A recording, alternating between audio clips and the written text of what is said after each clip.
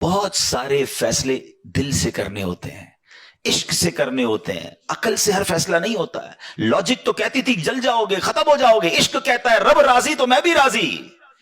ہمارے یہاں بھی زندگی میں ہم بہت سارے فیصلے عقل سے کر رہے ہیں، معاذ اللہ۔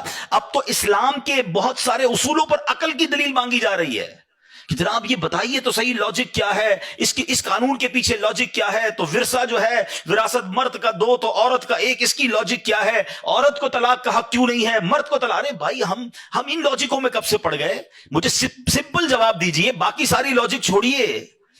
جتنی دنیا میں مسلمان مجھے سن رہے ہیں، اللہ کو دیکھا ہے آپ نے؟ نہیں دیکھا ہے۔ ہم تو غیب پر ایمان لائے، اللہ ایک ہے۔ جب اتنی بڑی بات مان لی، ہم نے تو نبی پاک سے ملاقات نہیں کی صلی اللہ تعالی علیہ وسلم، مگر ہمیں معلوم ہے میرے آقا تشریف لائے، آخری نبی ہیں۔ ہم نے تو جبریل امین کو قرآن لاتے ہوئے نہیں دیکھا، ہم مانتے قرآن رب کا کلام ہے، جبریل امین لائے نبی پاک کے قلب اقدس پر، اور جناب لا ریب کتاب ہے۔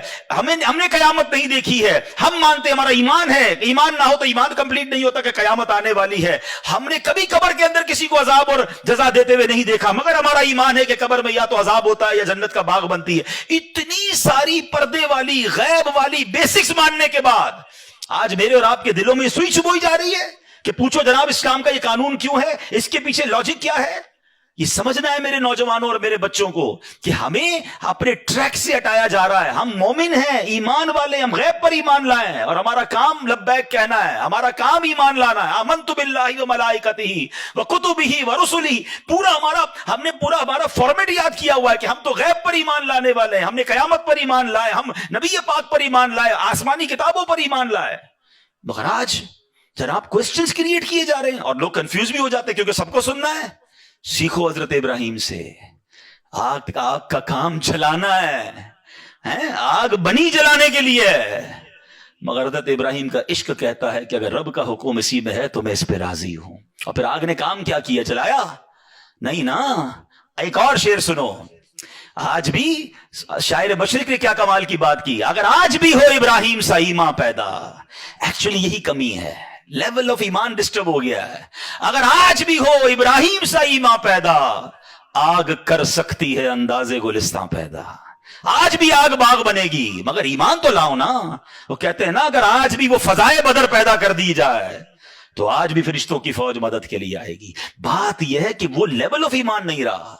تو سبحان اللہ، ہمیں سمجھنا ہے کیلکولیٹر سے، بہت سارے فیصلے ہم کیلکولیٹر سے کر رہے ہیں۔ زکوٰۃ دوں گا تو یار پیسے تو کم ہو جائیں گے، پھر اس کے بعد مولوی صاحب کہتے ہیں زکوٰۃ کے بعد صدقہ بھی دو، پہلے ہی 2.5% بھاری پڑ رہی ہے، اور خرچہ اور صدقہ اور اللہ کی راہ میں خرچ، تو یار حدیثیں تو سناتے ہیں کہ بڑھ جائے گا، کیلکولیٹر کہہ رہا ہے کم ہو جائے گا۔